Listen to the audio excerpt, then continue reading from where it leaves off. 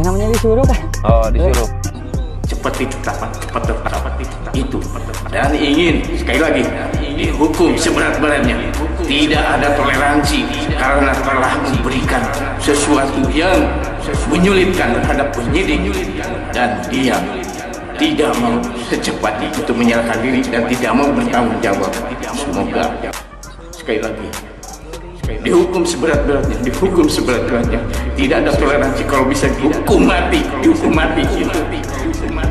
Gak ada kata-kata, adanya bukti nyata. Saya bersumpah demi Allah Rasulullah, saya tidak tahu menau, saya tidak tahu perencanaan, saya tidak tahu, saya tidak terlibat sama sekali. Sumpah demi Allah Rasulullah. Tapi mudah-mudahan polisi bisa cepat menangkap pelakunya.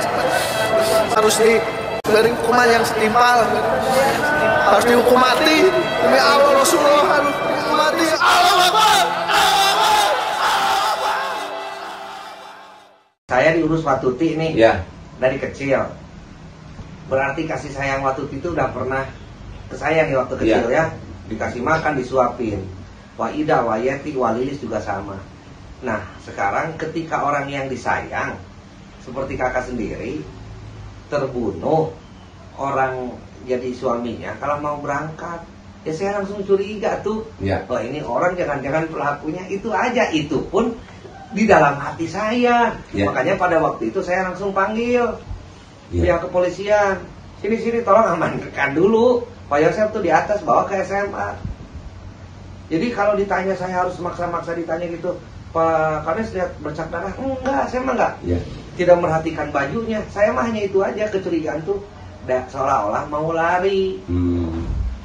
Nah begini Pak Kades ya, secara pribadi saya melihat bahwa setelah mendengar apa yang disampaikan oleh statement Pak Rohman di Polda, karena waktu itu juga saya ada, cuman saya tidak mengikuti acara itu ya.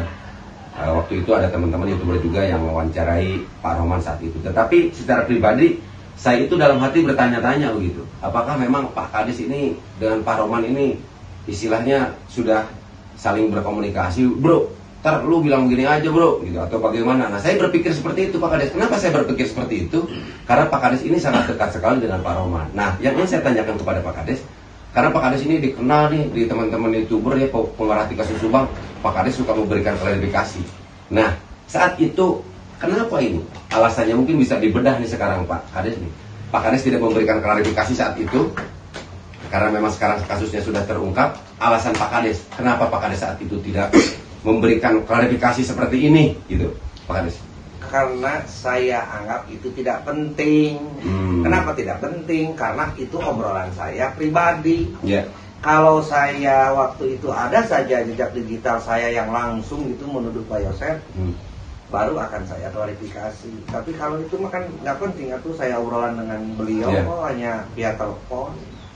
Dan saya ditanya sampai sekarang, orang kalau nanya ke saya, Pak Kades kemudian pakai curiga ke Pak Yosef, ada bercak darah yang bukan, itu aja. Katanya, malah mau pergi, ya wajar tuh, sok gimana saudara ketika terbunuh, suaminya mau pergi, kan saya menenangkan diri gitu. Itu aja kecurigaan saya mah dasarnya dari sana. Kemudian seiring berjalan waktu, ini kan masih terus belum terungkap. Saya juga cari celah dong, cari jalan gimana caranya supaya ini cepat terungkap. Mau mempersatukan semua keluarga sulit. Akhirnya saya persatukan dulu dengan anaknya Yoris. Itu sebenarnya.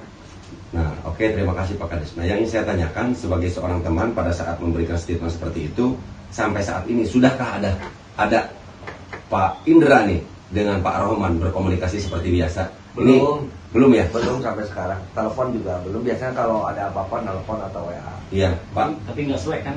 Enggak. Pak Indra sendiri juga tidak ya, belum ya?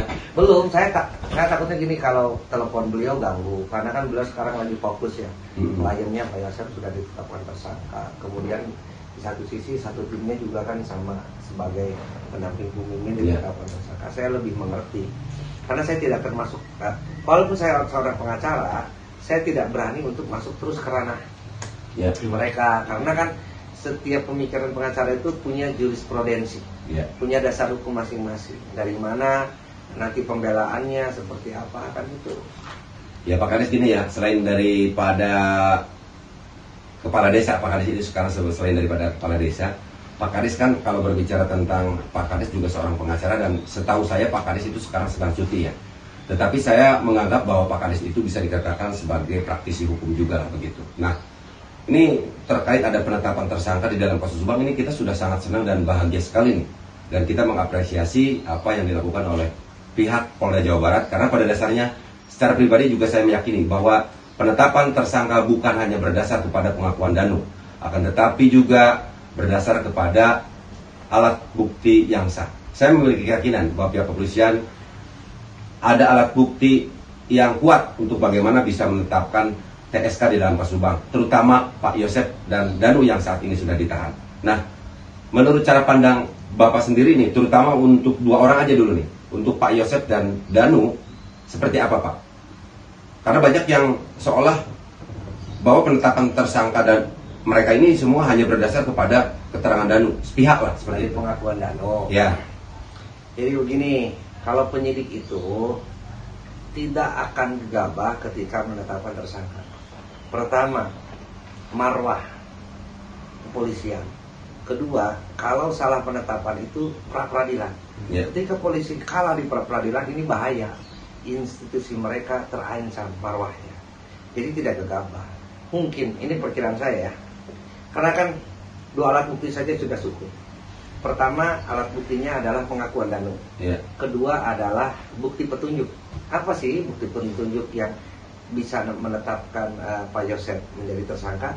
Itu adalah katanya bercak darah yang ada di kaosnya. Yeah. Itu bukti petunjuk, itu sudah kuat.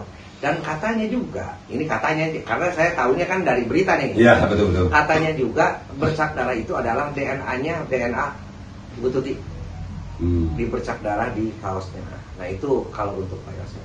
Kalau untuk Bu Mimin, Arigi, dan Abi, kenapa tidak ditahan, hanya wajib lapor? Ini adalah diskresi kepolisian, wewenang kembali lagi kepada kepolisian.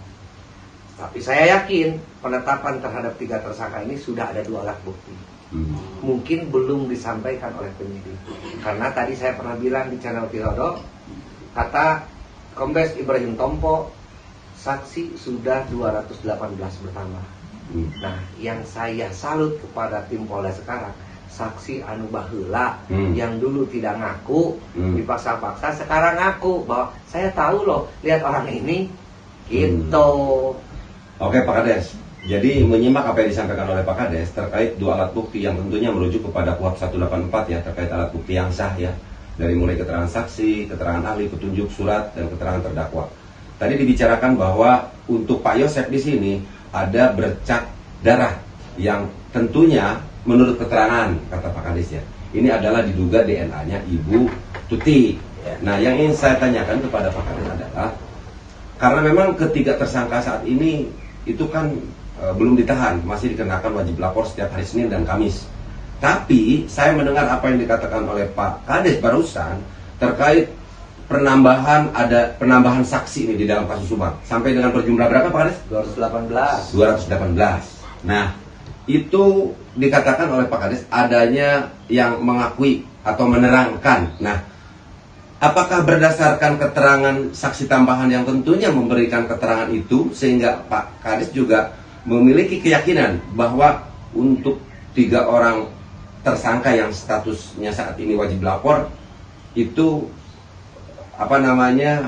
bisa dikatakan memiliki alat bukti yang kuat juga, akhirnya polisi dapat menetapkan mereka juga sebagai tersangka dalam kasus Subang? Iya, bisa, karena dalam istilah hukum kita itu satu saksi bukan saksi. Kalau hanya satu saksi bukan menjadi saksi, tidak bisa dipercaya. Ini bisa lebih dari 2 orang saksi atau 3 orang saksi. Makanya polisi punya keyakinan penetapan tersangka itu. Itu dalam istilah hukumnya. Kemudian kembali lagi ke Danu. Danu ini adalah saksi mahkota. Kalau dalam istilah hukum. Muncul saksi mahkota itu ketika kasus Marsina. Dan dalam kasus Marsina ini saksi mahkota pernah ditolak. Jadi saksi mahkota ini adalah seorang yang bersaksi akan tetapi ikut melakukan suatu tindak pidana. Nah ini, dan ini adalah saksi mahkota. Jadi dia bersaksi untuk teman-temannya yang ikut melakukan. Nah itu saksi mahkota itu. Makanya kenapa saksi mahkota ini harus dipercaya oleh pihak kepolisian? Nanti ada jurisprudensi yang mengaturnya. Kita lihat saja nanti di persidangan. Kita kan saya kan hanya berbicara pengalaman saya ya, pernah membaca dan pernah melihat kasus-kasus yang seperti ini. Itu Kang Heri. Seperti itu ya.